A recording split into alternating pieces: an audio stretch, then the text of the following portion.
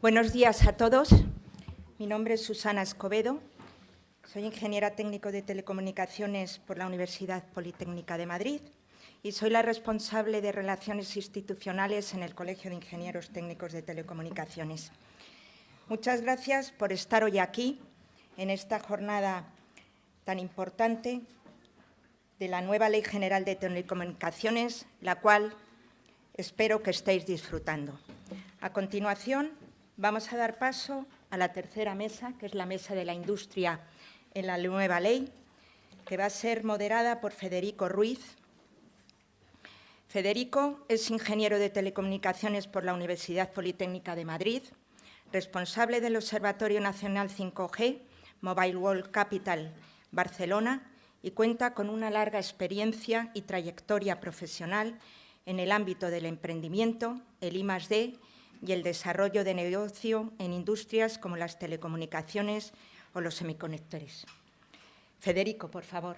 Muchísimas gracias por introducirme y muchísimas gracias al Colegio de Ingenieros por dar esta sesión tan interesante. No es el tema que me suele ocupar. Suelo hablar de futuro, suelo hablar de 5G y algo me va a tocar hablar hoy aquí. Pero lo que nos ocupa hoy es la ingeniería, el despegue, las operaciones y es un viento fresco que es bienvenido también. Tengo conmigo dos ponentes. Me va a tocar ser ponente también, al final posiblemente.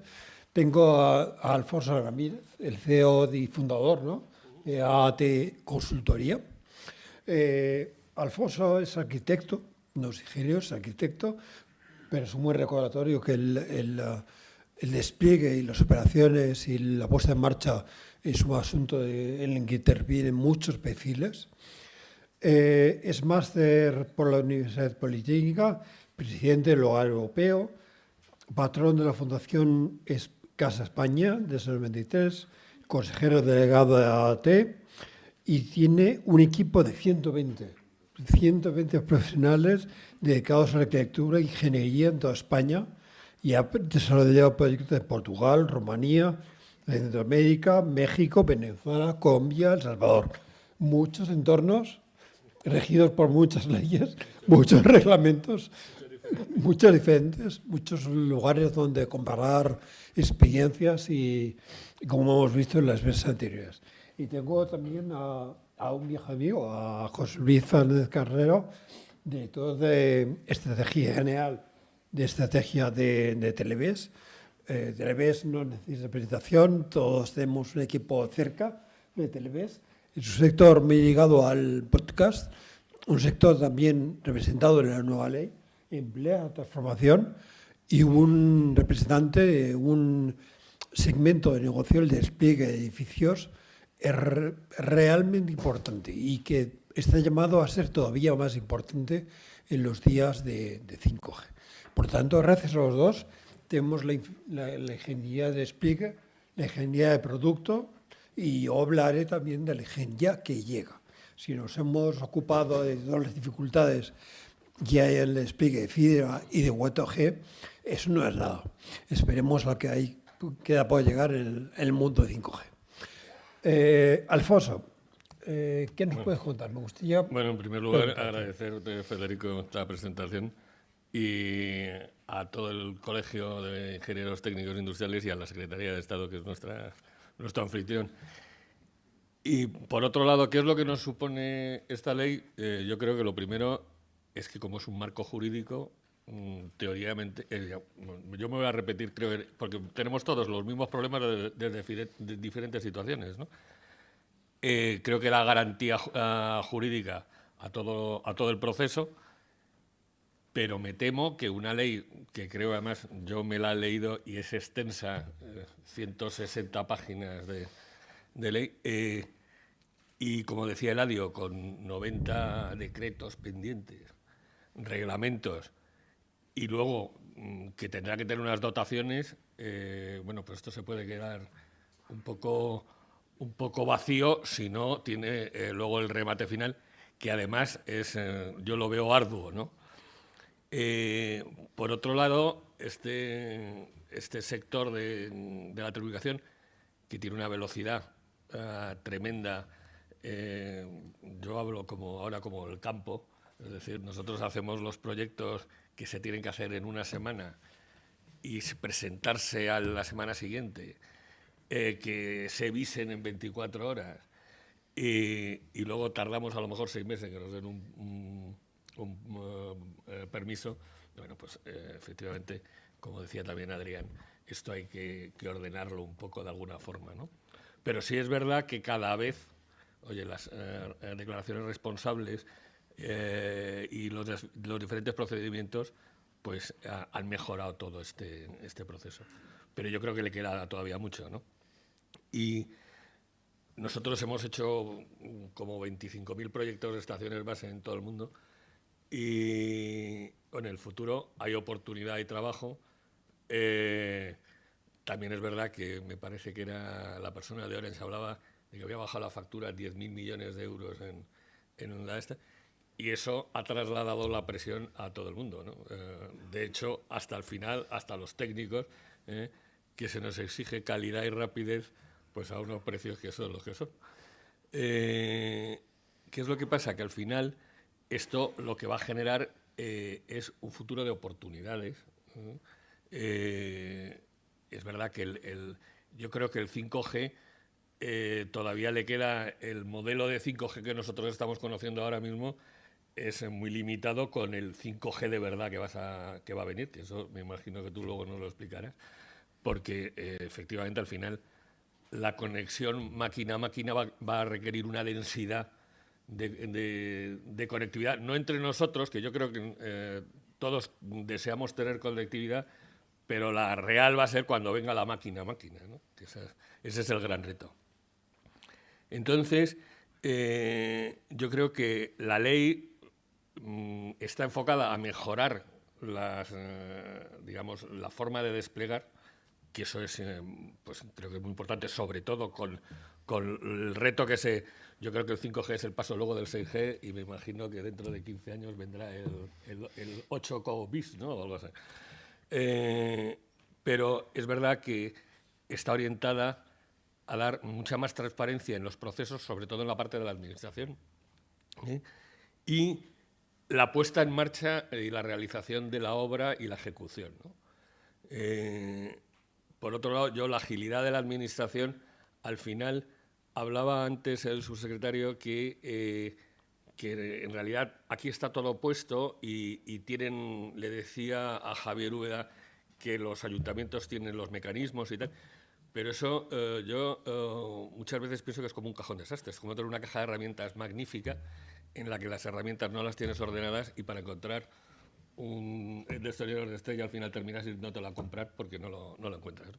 Es verdad que las administraciones tienen las herramientas, pero yo creo que falta la formación de los técnicos, que no sé quién también antes hablaba de que tenía que haber divulgación, ¿no? Sobre todo porque además los técnicos y sobre todo los municipales, y yo ahí que los hemos sufrido bastante, al final ellos son los que firman digamos, el consentimiento a la licencia y como se sienten responsables, lógicamente son responsables de lo que firman, el desconocimiento muchas veces les frena y lo que hay que hacer es formarlo, no tiene mayor. Pero es verdad que si esto, digamos, produce que la agilidad, hablaban también de la ventana única en la que se iba a gestionar todos estos procesos, bueno, esto en realidad, aquí hay muchos interventores, ADIF, carreteras, y cada uno tiene su librillo. Entonces es muy difícil, tú te tienes que conocer todas sus normativas, pero ellos desconocen, solo conocen la suya, ¿no? Por otro lado también, la conectividad que se está haciendo o que cada vez requerimos más en el mundo. Es muy difícil a dar un pueblo de León recóndito un servicio y sobre todo con un problema de inversión y luego recuperación que solo tiene que dotar, no la inversión privada, sino probablemente la administración pública. Pero también es verdad que eso va a permitir fomentar que en determinados sitios no se queden vacíos, ¿no? También es verdad que hay una cosa, mis hijos manejan perfectamente cualquier elemento electrónico, pero a partir de los 70 años tenemos que empezar a pensar, a enseñar a los mayores a manejar ese mundo digital que en el 2025 en teoría viene. Y eso va a ser también otro reto, ¿eh? Y yo de la ley os quiero solamente remarcar, sobre todo, 4 artículos. Uno que es el artículo 48, que habla de los estudios geográficos, que ha hablado, creo, Luis Miguel Chapinal de ellos. Es verdad que eso lo que nos va a dar es esa potencialidad a la parte que está un poco olvidada pero también no nos olvidemos que muchas veces pensamos que lo lejos está olvidado, pero en el centro de muchas ciudades pues no hay fibra. Entonces, esa conectividad también se necesita. Y son ciudades, ¿no? También es verdad que, bueno, yo desde el punto de vista arquitecto, cuando hablan de no hay que ser arquitecto ni ser alcalde para, oye, pretender tener las fachadas limpias y tal. Eso es lo correcto, pero es verdad que en determinados sitios las fachadas están absolutamente llenas de cables de electricidad, de suministro y tal. Pero también es verdad, yo os digo una cosa, nosotros tenemos, España y Europa tiene edificios de hace 1000 años. Te vas a Estados Unidos, a cualquier ciudad, Nueva York, tal, y tienes unos postes por todos los lados que te cruzan los cables, pero es verdad que ellos tienen los edificios como lo tienen, ¿no? Y hay ciudades como Santiago de Chile, en la que estuve hace 3 o 4 años, en la que han sacado una ley que tienen que desmontar los postes, porque los postes ya se vencen. Todo va por el mismo sitio, ¿no? Entonces, es verdad que nosotros tenemos que digamos, guardar nuestro aspecto y nuestra historia, pero hay un equilibrio, y yo que no me meto con los ingenieros. Creo que los ingenieros aportan mucho más soluciones, muchas veces, y además creativas, que para solucionar temas que son obvios. Lo que está claro es que hoy en día no podemos estar desconectados. Entonces, el artículo 48 habla precisamente de todos estos despliegues y cómo van a ser. Y luego, el 52 y el 46 hablan de la obligación de los accesos y la obligación de la compartición. Y eso, que la verdad creo que está muy bien expresado, lo que no sé es cómo lo van a conseguir, porque efectivamente es un reto, que eso, yo me imagino que es luego los instrumentos del decreto y reglamentos de cómo desarrollar esas circunstancias, ¿no?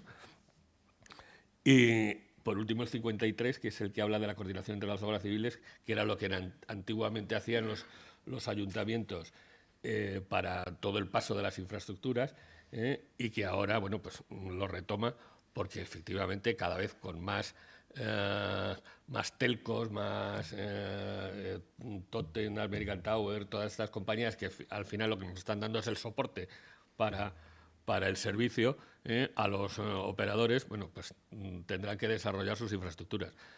También es verdad que deberíamos pensar que a lo mejor unir León con Madrid, cada uno por su vía, no sé si sería mejor pensar en una red eléctrica que ya funcionó y parece que funciona en un futuro.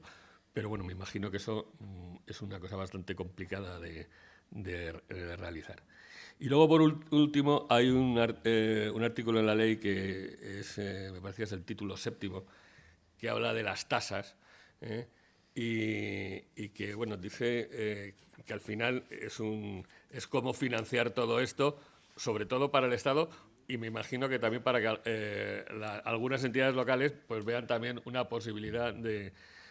Pero claro, dice, las tasas se refieren a los operadores, serán impuestas de manera objetiva, transparente y proporcional, de manera que se minimicen los costes administrativos adicionales. Bueno, yo espero que sea así, aunque me parece que esto es más una declaración de intenciones que tal. Y lo que al final lo que se va a convertir es en un impuesto más para tal. Y nada más, yo creo que con eso es lo que... Queda mucho por hacer, es lo que hace interesante el despliegue en España. Queda mucho por hacer en nuevas tecnologías también. El informe de impacto de 5G, o los informes de impacto, destacan la ingeniería y la consultoría como uno de los sectores clave y beneficiados evidentemente, por el despliegue de nuevas tecnologías. Y en el país hay experiencias sobre cobertición de recursos. Es algo que creo que hemos hecho muy bien en el pasado. Yo creo que en España, además, es decir, que el impacto de la, digamos, del despliegue de estaciones base en las ciudades se ha solucionado bastante bien. Yo he sido responsable en algunos casos de estudios de mimetización para edificios, y yo recuerdo con una persona que está aquí, que es José Luis Villén, que estuvo conmigo en Roma hace 27 años, y como un operador, que creo que era TIM, no me acuerdo muy bien, tenían que poner una estación en el Vaticano. Oye, el Vaticano está cubierto. Y Ericsson tenía un problema del coste de lo que era la mimetización de aquella estación en el Vaticano. Y me acuerdo cuando en aquella discusión el responsable de TIM dijo: ¿qué más me da lo que cuesta? Si yo quiero que 1 millón de personas entren aquí, se hagan una foto y se la manden a su... Y eso es verdad. Ese era el inicio de lo que es querer estar conectado. Es decir, uno quería estar viendo al Papa, inmediatamente mandarle a su madre la foto de con quién estaba. Y eso tiene un coste. Y eso lo tenemos que saber. Es un buen ejemplo. Solemos utilizar el campo de fútbol, pero la Plaza San Pedro de Roma en momentos álgidos es un buen ejemplo que nos había ocurrido. La mimetización de antenas es un tema que 5G trae cola, porque puede jugar nuestra contra. Bueno, de entrada porque los equipos de antenas de 5G, yo creo que todo se hace más pequeño, menos la tecnología 5G, que todo lo hace más grande. Bueno, en eso estamos. Es verdad. En eso estamos. José Luis, ¿qué nos puedes contar? ¿Qué destacarías desde el punto de vista de la nueva ley y del sector? La Ley General de Telecomunicaciones, bueno, primero agradecer evidentemente al colegio que nos ha invitado, agradecer a la Sateleco que nos ha dejado evidentemente y a ti por estar aquí moderando esta mesa, ¿no? Vamos a ver, la Ley General de Telecomunicaciones para la industria tiene bastantes verticales de interés, ¿no? Pero solo voy a hablar de uno, que es el famoso artículo 55. Eso del artículo 55, ¿no? Se ha mencionado por parte de Miguel Ángel, por parte de Adrián, me parece, y lo ha mencionado porque evidentemente el impacto que tiene sobre el sector es enorme, ¿no? Yo creo que hay una diferencia respecto a la necesidad del desarrollo normativo del artículo 55, que el resto, no tengo conocimiento del resto, sí tengo conocimiento del artículo 55. Y es que desde que en el 2010 Europa identifica que el edificio es un actor clave en, vamos a decirlo así, en el desarrollo económico desde el punto de vista de medio ambiente amigable con este medio ambiente, desde que identifica que el edificio tiene tanta importancia. Hay que tener en cuenta que el 36% de la contaminación en las ciudades procede de los edificios, es decir, que es un elemento clave, evidentemente, en este proceso. Desde que ocurre eso, yo creo que ha habido una revolución en toda Europa respecto a las infraestructuras de telecomunicaciones de los edificios. Y no podía ser menos en España. Y además yo creo que somos más que protagonistas, ¿no? Y después la Ley General de Telecomunicaciones señala las infraestructuras comunes de telecomunicaciones en este país, cosa que solo ocurre, como había dicho Miguel Ángel, en Portugal y en el retail famoso de Colombia, ¿no? No hay otro país que tenga una regulación de este tipo, obligatoria desde el punto de vista de distribución de servicios de telecomunicaciones, ¿no? ¿Y por qué es diferente? Es diferente porque el sector, desde este 2010, empezó a trabajar en intentar desarrollar un anexo para que se pudiera introducir en esta ICT. Llevamos trabajando desde AMETIC en un grupo que representa bastante el sector. Es verdad que falta gente del sector, pero que representa bastante el sector desde hace 4 años. Fíjate. Y antes, 3 años antes, se desarrolló la normativa para que se pudiera crear este grupo de trabajo de infraestructura de edificio. Es decir, que es verdad que la Ley General de Telecomunicaciones señala en el artículo 55 que hay que desarrollar, modernizar la ICT, es verdad, incluso enriquecerla, como decía Adrián, pero no se hace de una manera, vamos a decirlo así, sin base desde el punto de vista práctico. Es decir, hay una propuesta de solución por parte del sector, ¿no? Esta propuesta del sector es una propuesta que se ha redactado, hay un borrador, y este borrador se está distribuyendo de alguna manera entre todo el sector que faltaba del grupo de trabajo de infraestructura de edificio. El impacto que tiene para el sector que se amplíe la ICT es evidentemente enorme, ¿no? Y además estamos en un momento en que el sector de la edificación no es que esté en crisis, pero Europa está prácticamente construida, como sabes, ¿no? El número de viviendas, yo recuerdo que hace 4 o 5 años ya no se recuperan las cifras aquellas que teníamos de 500.000 de viviendas, ¿no? Qué barbaridad, ¿no? Desgraciadamente estamos en 80.000, una cosa así, ¿no? Y entonces, bueno, el sector necesita, evidentemente, que estas infraestructuras de telecomunicaciones de los edificios se amplíen. Pero no se tienen que ampliar porque lo necesita el sector, sino porque son útiles, y son muy útiles. ¿Y por qué son muy útiles? Son muy útiles porque la economía, el desarrollo socioeconómico necesita digitalizarse, y necesita digitalizarse pues todos aquellos elementos que son entidades económicas importantes. El edificio lo es, claramente. El edificio no solamente genera el 36% de la contaminación en las ciudades, sino que las cifras de consumo de energía, las cifras de consumo de electricidad, las cifras de consumo de agua son enormes, ¿no? Por lo tanto, es un actor, ¿no? Entonces, claro, una economía digital necesita datos del edificio, ¿no? Porque el edificio, si es un actor económico, necesita datos. Y de ahí viene la concepción de esta propuesta que hace parte del sector, no todo el sector, es verdad, aunque estamos intentando llegar al consenso, pero parte del sector a la administración, ¿no? Tenemos que monitorizar el edificio, ¿no? Y hay muchos procedimientos para monitorizar el edificio, para obtener estos datos que ponen en valor de alguna manera el edificio y ponen el valor donde está integrado este edificio, ¿de acuerdo? Hay muchos procedimientos. Bueno, pues el sector, insisto, es una representación importante, pero no toda, eligió una infraestructura que se denomina vulgarmente la infraestructura del nodo IoT. Este proceso que se hizo dentro de AMETIC, en este grupo de trabajo de infraestructura de edificio, está por supuesto el colegio, está FENITEL, está muchísima gente de las que están aquí representados en este grupo, no se hizo sin la comunicación con la administración.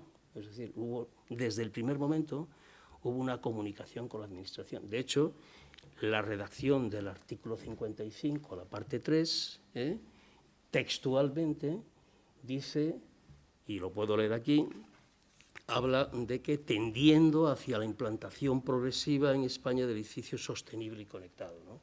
Este edificio sostenible y conectado, como concepto, se desarrolló dentro de este grupo de trabajo de infraestructura de edificio, ¿no?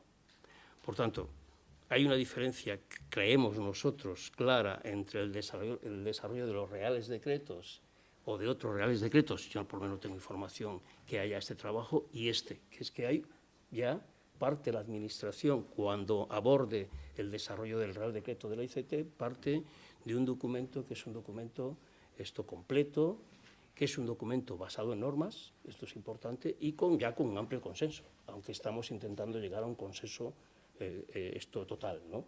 Que vamos, es imposible conseguir un consenso total, pero sí lograremos un consenso amplio.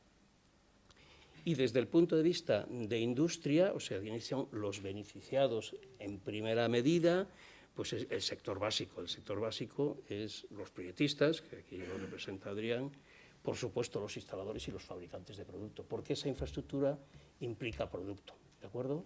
Entonces, si se desarrolla, espero que la agenda política para el desarrollo del Real Decreto del artículo 55 no sea para muy tarde. Yo espero más que todo el sector aquí presionemos, en el buen sentido de la palabra, para que se haga cuanto antes, ¿no? A ver si somos capaces de que, bueno, pues no sé, un año y medio podríamos tener en este BOE, este Real Decreto. insisto, y el impacto para todos nosotros es absolutamente fundamental, es crucial. ¿Cómo ves ese impacto cuando evolucione? Sí, hay una cosa muy importante del impacto, porque hay una diferencia fundamental entre el edificio monitorizado y conectado y lo que es una ICT. La ICT pues es un sistema de comunicaciones, ¿no?, que lo que hace es coloca diferentes elementos que interconecta para conseguir una calidad en toma. Es algo que desde el punto de vista técnico es bastante sencillo de comprobar. O sea, ahí un boletín de alguna manera con un protocolo de pruebas es muy sencillo. Tensión de salida, tensión de entrada, tensión de salida, tensión de entrada, y además está especificado una orden ministerial. Se sigue de una manera sencilla, de alguna manera, ¿no? Y de alguna manera el negocio ahí, tanto desde el punto de vista de los proyectistas como de los instaladores como de los fabricantes, es o vender producto, o instalar producto, o mantener producto, nada más. El mundo IoT, el mundo del dato, incorpora una variable que yo creo que es fundamental, ¿no? Y es que aparece el concepto de usar el dato como un servicio.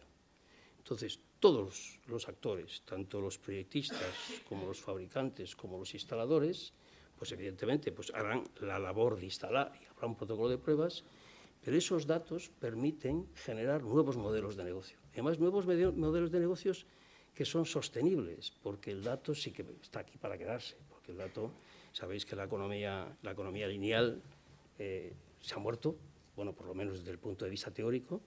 Estamos en una economía que tendemos a que sea circular, pero esa economía circular necesita datos. No hay un procedimiento de reutilización ni de reciclaje de productos sin datos. Es absolutamente imposible, ¿no?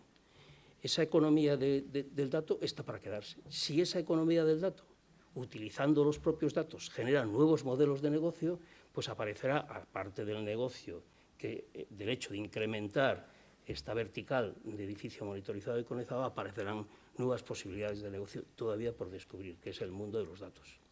Muy bien. Veremos algún día mi edificio dotado de una SIM.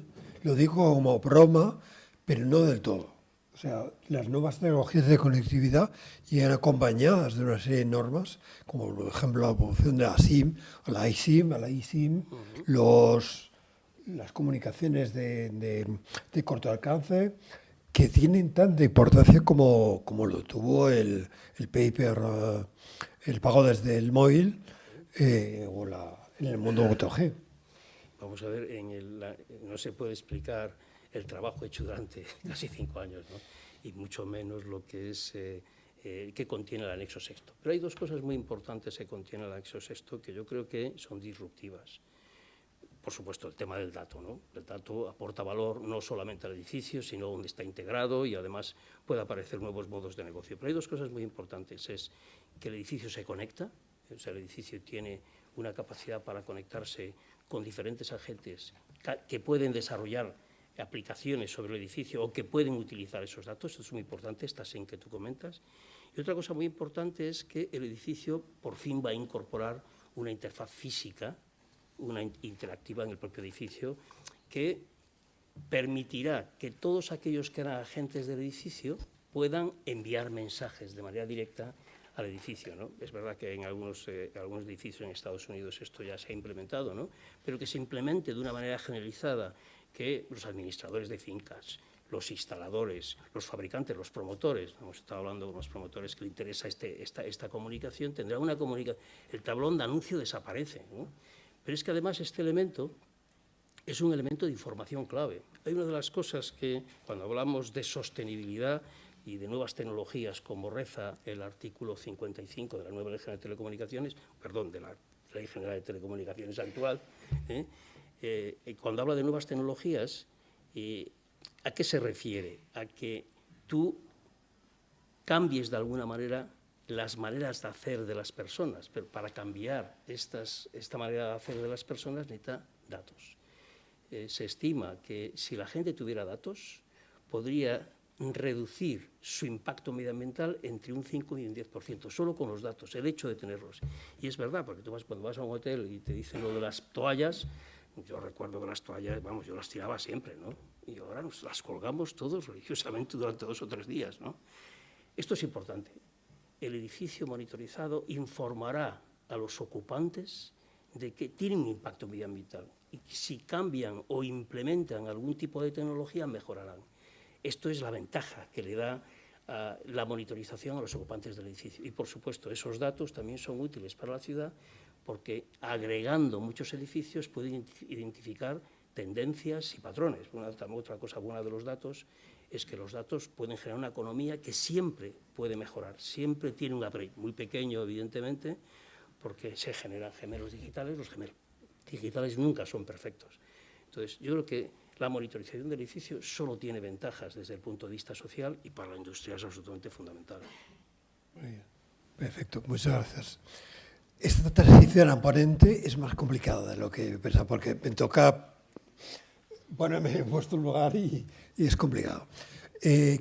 Voy a compartir con vosotros un poquito la foto de lo que está por venir. El mundo 5G. Hemos hablado de ingeniería y 5G. Es un sector que no va a desaparecer, al contrario, se va a densificar. Vamos a ver un espectro más denso, más local, en la que los enfoques de regulación actuales pueden ir cambiando. Vemos como en Estados Unidos surgen esquemas de compartición de espectro originales y muy especiales que podíamos ver en Europa en algún momento. Y vemos también nuevos casos como los del edificio conectado. Lo primero que decir es que 5G ahora mismo es una disparidad. Primero, geoestratégica. El despliegue es esencialmente asiático, chino, pero también coreano.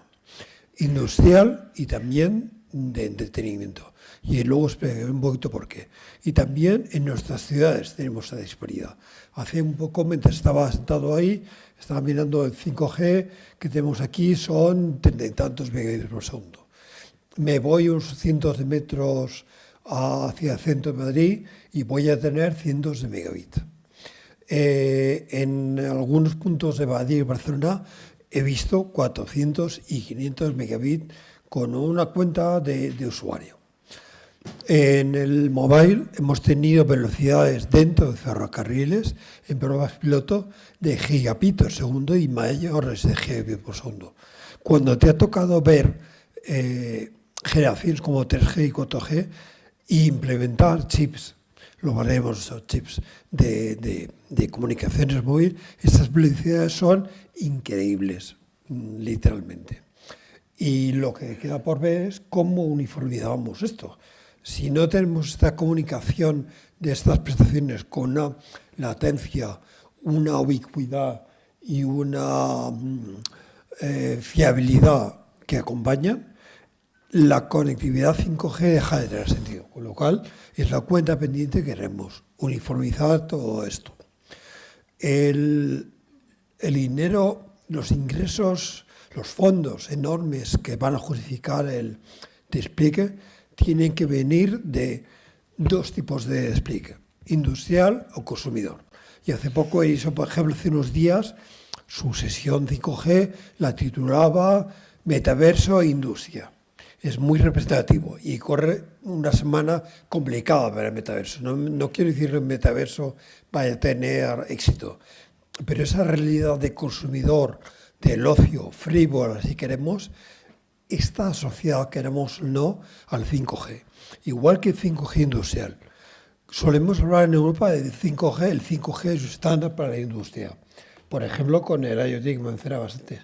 Sí, pero la diferencia enorme es cuando mezclamos el ser humano con sus latencias inherentes.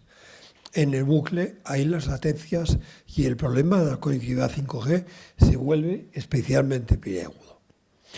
En el piloto que estoy mencionando en Barcelona teníamos un asistente virtual que dependía del pasajero y dependía de la orientación que tenemos dentro del vagón. Cuando sumábamos una inteligencia artificial reaccionando con nosotros, como teníamos ahí, el megagabit por segundo desaparecía rápido. Y esa es otra. ¿Cómo escalará la conectividad cuando nos pongamos todos a usarla? Era yo, en el centro de la ciudad o aquí, uno de los pocos que estaban mirando cómo era esa conectividad 5G. Cuando en Europa decimos que tenemos una vocación industrial, en realidad estamos hablando de diferentes cosas. Un alemán, un francés, un español no entienden lo mismo por industria. Un alemán está hablando a lo mejor del taller de Lufthansa o de una fábrica de automóviles.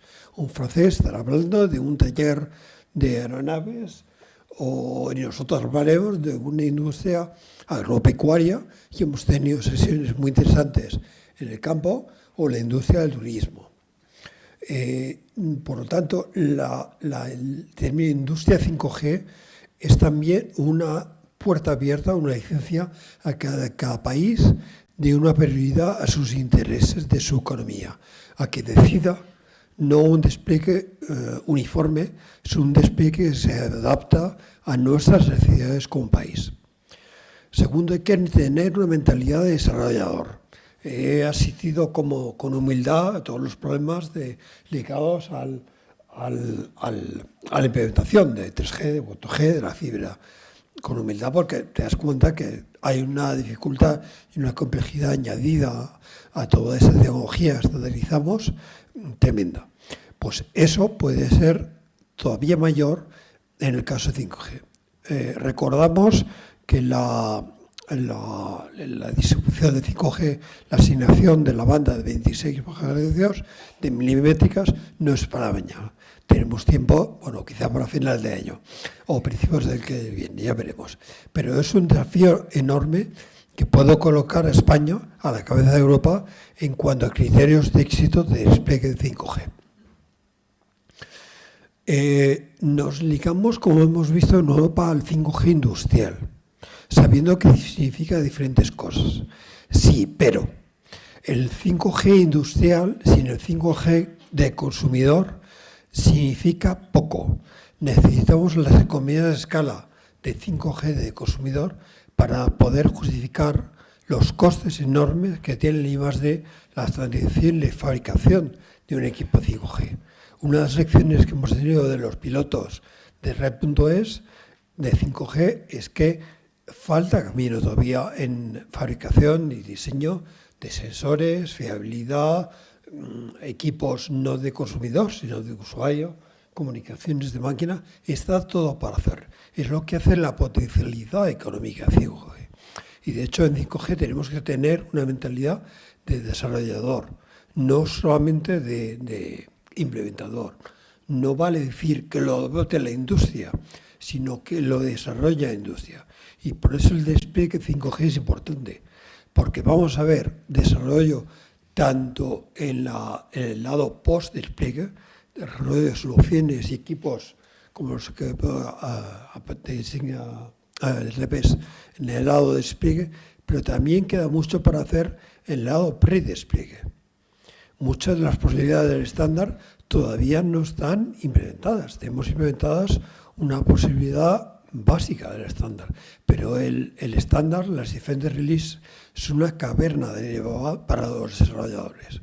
Y esa es la mentalidad de país que tenemos que adoptar.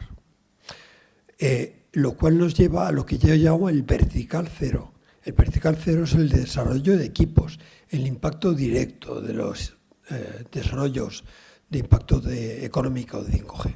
Desarrollo de chips, desarrollo de software, de sistemas operativos, de algoritmos de comunicaciones. Todo eso hay que rediseñarlo. Hacer esa comunicación ubicua y con alta fiabilidad y baja latencia es indudablemente difícil y es lo que da valor económico. No tiene nada que ver la ingeniería de software, que tiene que ver con hacer una página web, con hacer una comunicación con 5 o 6 nueves y unas velocidades de gigabit por segundo y una latencia de decenas de milisegundos. En un mundo IP que heredamos, eso es muy difícil. Y las economías en los países que sepan desarrollar eso tienen un filón ganado en la economía internacional y un lugar en la cadena de suministro. En este vertical cero se engloba el PERT chip. Hay que ser coherente. El PERT chip, si lo perseguimos con ahínco y ese esfuerzo enorme de solventar una carencia tradicional de nuestra economía, es porque nos queremos insertar en ese ecosistema de desarrolladores de 5G y de equipos. Por lo tanto, tenemos ahí un filón, lo que llama la caverna de Alibaba, de desarrollos. Hay desarrollo de chips, es mi sector en origen, para dar y tomar en cuanto a desarrollo y evolución del estándar. Hablabas de 8G, no he oído 8G hasta ahora, pero 5G y 6G sí. Tenemos 6G y ya están a la vuelta de la esquina ya trabajando en ello. Los planes G, por ejemplo, en Único y +D, que ha desarrollado la Secretaría de Estado de Telecomunicaciones, que preparan planes a 10 años vista, a 15 años vista, con todo el riesgo de un I+D extremadamente avanzado. Cuando nos quejamos de falta de visión, esto es un ejemplo perfecto de lo contrario. Tenemos una visión a largo plazo que sí nos ha faltado. Por tanto, PERCHIP y Único y +D son un conjunto que va de la mano y que tenemos que felicitarnos por ello. Si tengo tiempo, no tengo tiempo. Creo que paramos aquí. En ese caso podemos tener una conversación de café o podemos tener alguna pregunta. ¿Tenéis alguna pregunta? ¿Alguien que la tenga?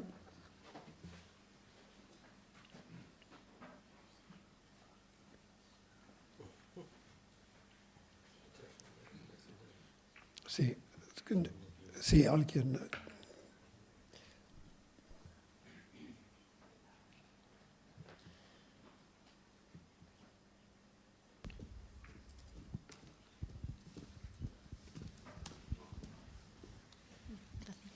Gracias. Soy Concepción Cordón, soy ingeniera, pero ingeniera en informática, soy de computadores, pero llevo muchos años en todo lo que es la privacidad. Estoy en temas de cumplimiento normativo también, como profesora. Entonces, creo que habéis tocado, primero, enhorabuena por la ley. Es una ley que me causa interés, sobre todo por lo que se ha estado hablando ahora de la economía del dato. E imagino que en el reglamento de desarrollo se afinará lo que muy bien habéis puesto en el capítulo 3, como es el derecho de los ciudadanos, el derecho, en el capítulo 4, el siguiente, todo el derecho de los usuarios con respecto a proteger y la debida protección, lo siento, pero ahora llevo el ascua a mi sardina, ¿no?, al tema de la ciberseguridad y la seguridad efectivamente del dato, porque hay toda una economía del dato para lo bueno y para lo malo, porque los ciberdelincuentes cada vez más se hacen acopio de estos datos, ¿no? Como en la ley ha quedado muy bien plasmada, imagino que en el reglamento de desarrollo se marcarán las pautas de cómo se tiene que hacer y otro aspecto muy importante, alineado con todas las partes o las especificaciones técnicas pues de todo ese desarrollo que habéis metido, en los desarrollos que estáis diciendo de I+D, una parte que no se puede olvidar es la protección, un buen código seguro, que a veces se nos olvidan en las universidades y en todos los sitios. Muchas gracias y enhorabuena una vez más. Sí, efectivamente, he comentado el tema del edificio monitorizado y conectado, es un tema bastante complejo, en el sentido de que antes de redactar nada que se pueda entregar a la Administración como propuesta, pues evidentemente hay que hacer un marco normativo. Ese marco normativo es que sustenta que la redacción tenga sentido y se pueda después no introducir directamente en lo que es la regulación, pero sí que sirva de base, o por lo menos de base de consenso para que la Administración lo considere, ¿no? Entonces, en ese marco normativo, ahí hay fundamentalmente tres partes importantes. Una, evidentemente, es que esa comunicación que existe entre este edificio y el resto tiene que estar más que protegido. Ahí tiene que cumplir la ley de la protección de datos, tiene que haber el tema de la privacidad, hay que definir el API, es decir, hay que definir cuáles son las condiciones que tiene que tener esa comunicación y, por supuesto, pues no dejar a nadie fuera desde el punto de vista de protocolos, que tienen que ser abiertos, pero tienen que tener la capacidad de comunicación. Además, hay que definir la semántica, porque uno de los grandes problemas que tiene la comunicación entre partes es que los datos que circulan tienen que ser entendidos de manera automática, porque lo bueno que tiene, de alguna manera, el mundo del dato es que el mundo del dato es automático. No puede haber nadie revisando cuál es el comportamiento del dato para tomar una decisión. Imaginaros, no sé, en temas críticos como una salida de gas o un incendio, es decir, tiene que ser las máquinas las que decidan. Y ahí tiene que haber seguridad, por supuestísimo, tiene que haber la privacidad y desde el punto de vista personal también seguridad, ¿no? Eso está perfectamente contemplado. Y después hay un capítulo muy importante que es que el concepto desde el punto de vista internacional no tenga fisuras. Lo que se ha hecho en las normas, no hemos podido hablar de eso, pero las normas que se portan la redacción que todavía no hemos entregado a la Administración, pero nos gustaría entregar a la Administración, se ha llevado también a la OIT para ver si este concepto es un concepto que está consolidado y que no tiene fisuras. En este momento, las normas que soportan la redacción que está en circulación para conseguir mayor grado de consenso son normas también internacionales, ¿no? En particular se llama la L1370, si alguien lo quiere ver. Porque hay que definir una cosa que es muy importante para que se pueda convertir eso en algo obligatorio, y es que el edificio monitorizado tiene que monitorizar servicios esenciales, porque si iría a Europa, además veo aquí a Antonio, y se iría a Europa y Europa diría, mire, estos servicios que pone usted aquí no son esenciales, por tanto, no tiene sentido que sean obligatorios. O sea, eso sí que se analizó desde el punto de vista del grupo de trabajo, infraestructura de edificio, colegios, instaladores, industria, y hemos introducido lo mínimo. Y esto mínimo es lo que refleja precisamente la norma que de la UIT, que es esta L1370, si la queréis leer. El radio me ha matado, si no cortamos aquí. Eso por donde es, pero si queréis, continuemos luego.